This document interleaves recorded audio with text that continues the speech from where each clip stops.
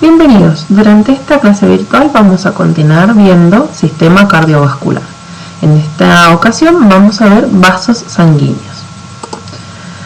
Ya hemos visto nutrición, sistemas cardiovasculares, la sangre junto con el proceso de hemostasia y ahora nos vamos a quedar con los vasos sanguíneos, ¿sí? Venas, arterias y capilares.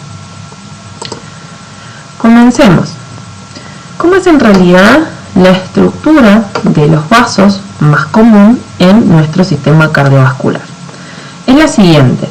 Vamos a encontrar siempre vasos grandes como son las arterias, que se van a ir ramificando hasta formar arteriolas, ¿sí? Y se van a hacer cada vez más delgadas hasta formar lo que son los capilares arteriales, ¿sí? Estos capilares arteriales se convierten en algún momento del trayecto en capilares venosos, ¿sí? Que van a también transportar sangre, ¿sí?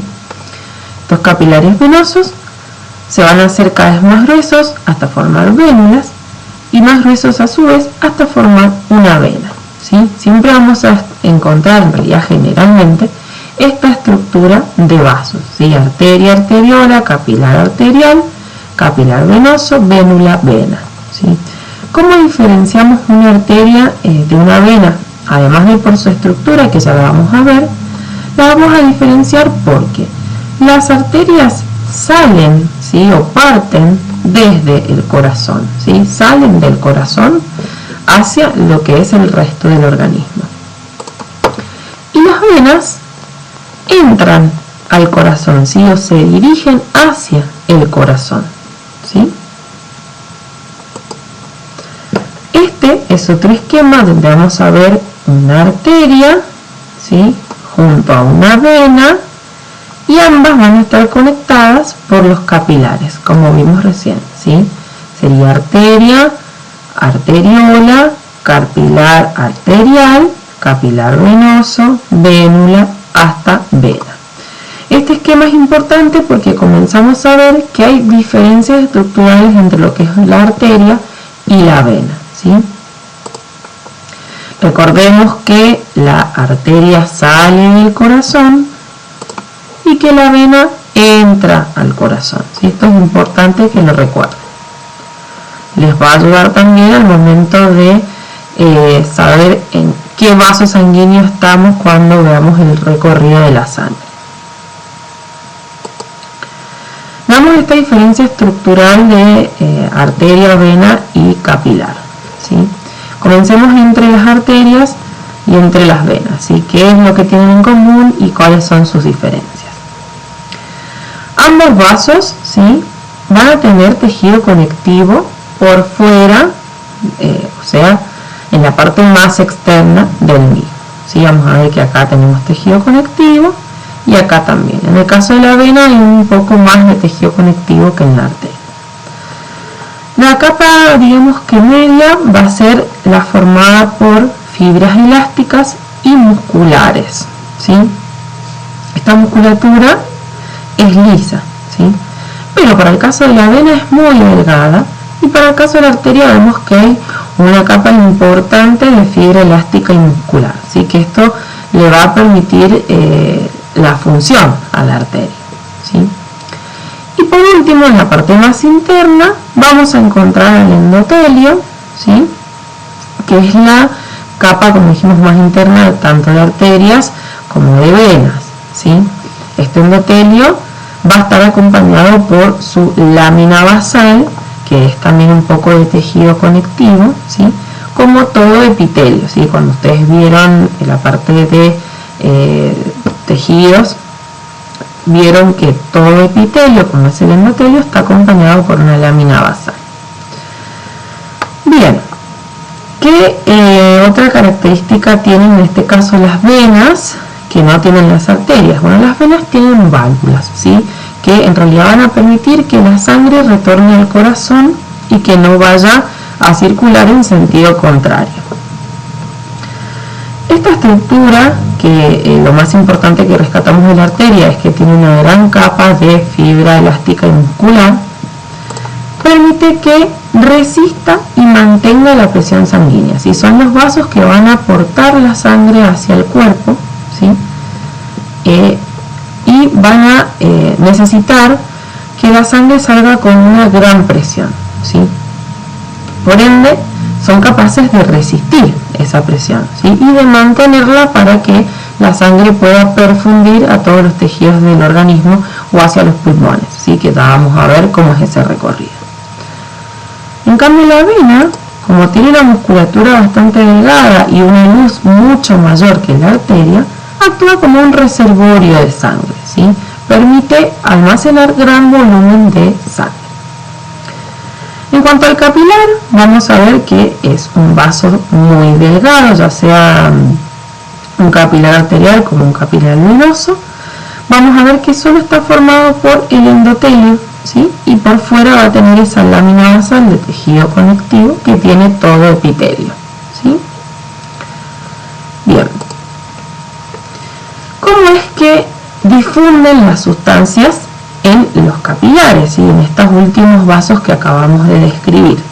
Como ya dijimos, son vasos muy delgados, por ende tienen paredes súper delgadas, y solamente es el endotelio lo que forma prácticamente el capilar. La densidad de los capilares es muy alta, ¿sí? Al ramificarse tanto el vaso sanguíneo, tiene una densidad capilar elevada, y esto también permite que todas las células estén, digamos que, rodeadas por un capilar para permitir esta difusión de sustancias. El flujo sanguíneo en los capilares es constante, ¿sí? Constantemente está pasando sangre, si en ningún momento hay un alto en la circulación sanguínea, eso sería un problema muy grave, y lo hace siempre a una velocidad constante. Esta velocidad es mínima, ¿sí? Es muy baja, porque necesitamos que se produzca esta difusión de sustancias. Si hacemos un zoom, ¿sí? De estos capilares que están conectando arterias y venas, vamos a ver que la sangre oxigenada, ¿sí? Y cargada de nutrientes permite el pasaje de ese oxígeno y de esos nutrientes a la célula, ¿sí? Cede tanto el oxígeno como los nutrientes a la célula. Esta célula, a su vez, le cede a los capilares que van a aportar sangre desoxigenada dióxido de carbono, que es un desecho, y otro tipo de desecho, así como puede ser la urea, ¿sí? Esta sangre que aporta oxígeno y nutrientes es la oxigenada, que viene oxigenada desde los pulmones, ¿sí? Entonces, va a permitir el pasaje de oxígeno y de nutrientes y la captura de otros desechos, además del dióxido de carbono, ¿sí? ¿Cómo es en realidad el intercambio de líquidos? Si estuvimos viendo recién el de sustancias, veamos el de líquidos. Vamos a ver que los capilares, como ya dijimos, están formados por endotelio, y entre las células endoteliales vamos a encontrar hendiduras, ¿sí? Como perforaciones en los capilares, que van a permitir la salida y la entrada de líquidos, ¿sí? O de fluido. Veámoslo en más detalle. Aquí tenemos un capilar por el cual está circulando sangre, ¿sí? Recuerden que el flujo sanguíneo en esta zona es constante y de velocidad baja, ¿sí? Mínima. Y lo que va a generar dentro del capilar son distintos tipos de presiones. Por un lado vamos a tener la presión sanguínea, ¿sí? Que al principio del recorrido es de 40 milímetros de mercurio, y al final es de 15 milímetros de mercurio, ¿sí? En este extremo, digamos que comenzamos el recorrido, en este extremo, digamos que lo vamos finalizando, ¿sí? Este flujo sanguíneo, dijimos que generaba la presión sanguínea, que en realidad es la presión que genera la sangre sobre la pared del vaso. A su vez tenemos otro tipo de presión, la presión oncótica, ¿sí? La presión oncótica es la generada por las proteínas plasmáticas que están en la sangre, ¿sí? Que a lo largo de todo el capilar, ¿sí? Va a ser la misma, porque la proteína, al tener un tamaño importante, no puede salir del capilar o del vaso, ¿sí? Entonces, a lo largo de todo el recorrido, va a ser de 25 milímetros de mercurio esa presión oncótica. ¿Qué pasa en la primera mitad del capilar, ¿sí? O al inicio del recorrido de este flujo sanguíneo? La presión de la sangre, ¿sí? Va a ser mayor a la oncótica en este caso, ¿sí? Vamos a tener 40 milímetros de mercurio versus 25. Entonces, si hay más presión que está ejerciendo la sangre contra el vaso sanguíneo y tenemos hendiduras en estos capilares, lo que va a suceder es que líquido, ¿sí? Va a salir del capilar, va a salir hacia el espacio intersticial o intersticio, ¿sí? Parte de la sangre se va a perder, ¿sí? En el intersticio, o sea, el volumen sanguíneo va a ir disminuyendo. Esto es lo que hace que después, al final del capilar, o en la segunda porción, la presión sanguínea disminuya, porque se ha perdido volumen por esta pérdida de líquido. ¿Qué pasa bien en esta segunda mitad? Como se perdió líquido en la primera mitad, la presión sanguínea disminuyó, si la sangre ya no hace tanta presión contra el vaso, y esta es menor a la presión oncótica, si tenemos 15 milímetros de mercurio versus 25 milímetros de mercurio. Entonces, ¿qué pasará aquí en esta segunda mitad?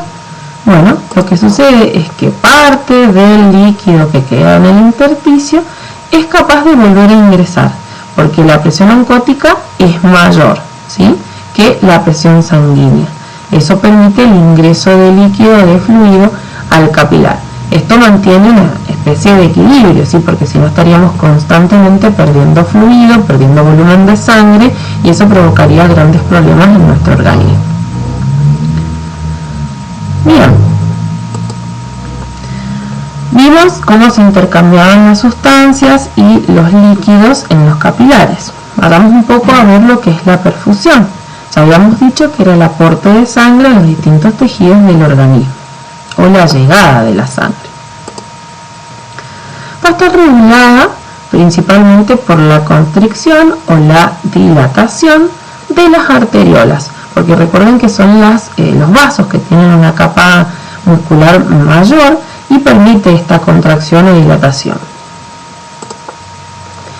Y a su vez va a depender de los requerimientos del tejido, ¿sí? Por ejemplo, cuando salimos a correr, a caminar, la sangre va a perfundir mayoritariamente hacia las piernas, ¿sí?, para permitir el trotar, el correr, el caminar. Y en el caso de que, por ejemplo, estemos comiendo algo y comencemos a digerirlo, la sangre va a perfundir o va a llegar en mayor cantidad al sistema digestivo. Además puede estar regulada, ¿sí?, por manifestaciones psicológicas, ¿sí? Por ejemplo, cuando nos ruborizamos, cuando nos da vergüenza, nos sentimos incómodos por algo, gran cantidad de sangre sube a la cabeza, ¿sí? Los vasos se dilatan y por eso es que nos ponemos colorados, ¿sí? O puede ser el caso también de cuando uno está angustiado y siente dolor en el pecho y en el brazo izquierdo, ¿sí? La perfusión es distinta en esa zona y genera dolor, ¿sí? Este es el caso de la angina pectoris. Bueno, vamos a ver que así como la sangre sale del corazón hacia todos los tejidos, debe retornar al mismo. Y esto lo hace a través de venas, ¿sí?, por lo que es el retorno venoso, ¿sí? Estas venas ya habíamos dicho que eran delgadas, eran distendibles en el sentido de que se pueden deformar fácilmente porque no tienen una capa muscular gruesa y a su vez tienen válvulas, ¿sí? En las venas se va a producir entonces el retorno venoso, o sea, la vuelta de la sangre hacia el corazón. ¿Cómo se produce esto? Bueno, como las venas tienen válvulas, cuando los músculos están relajados, estas válvulas están cerradas, ¿sí? Cuando el músculo se contrae, se ejerce una presión sobre la vena y hace que la válvula superior de esa zona, ¿sí?, donde se está contrayendo el músculo, se abra y permita el pasaje, digamos, o que fluya la sangre hasta el corazón nuevamente, ¿sí? En este caso sería hacia arriba para retornar al corazón. Cuando se contrae, no solo se abre la válvula superior, sino que la inferior permanece cerrada para evitar el reflujo, ¿sí? Si esta válvula no estuviera cerrada, parte de la sangre volvería, en este caso, a los pies y no estaría retornando correctamente al corazón. ¿Qué pasa cuando estamos mucho tiempo parados o mucho tiempo sentados y sedentarios? Estas válvulas, de funcionar bien, comienzan a funcionar mal, ¿sí? Se deforman, se distienden y ya no cierran correctamente, entonces hay un reflujo de sangre. No toda la sangre está volviendo correctamente hacia el corazón. Esto es lo que produce las varices, ¿sí? Porque las venas se terminan deformando y distendiendo, ¿sí? Bien, otra cosa que quiero que tengan en cuenta, porque lo van a leer en el capítulo que hace referencia a circulatorio, es qué es lo que es en realidad un sistema porta. Un sistema porta de vasos es un sistema de vasos sanguíneos que no tiene la estructura que vimos nosotros al comienzo de este video, sino son siempre vasos grandes como arterias y arteriolas que terminan en capilares y que después se convierten en capilares venosos, vénulas y venas, ¿sí? Todo sistema de vasos que no tenga esa estructura se le denomina sistema porta, como es el sistema porta que conecta el hígado con el intestino, así que es este acá en lila que vemos. En este caso vamos a tener un vaso mayor, que es la vena porta en este caso, que va a terminar formando capilares venosos, ¿sí? Tanto en el hígado como en el intestino. Entonces tenemos capilares venosos, vénulas, vénulas nuevamente y capilares venosos otra vez en el intestino. Si no estamos respetando esa estructura de arteria, arteriola, capilar arterial, capilar venoso, vénula y vena, ¿sí? Esto es para que lo tengan en cuenta y deben saberlo a la hora de estudiar. Bien, con esto hemos finalizado esta parte del sistema cardiovascular. Recuerden que pueden estudiar del capítulo 36 del libro de Elena Curtis y de la unidad número 7 de sus guías de estudio.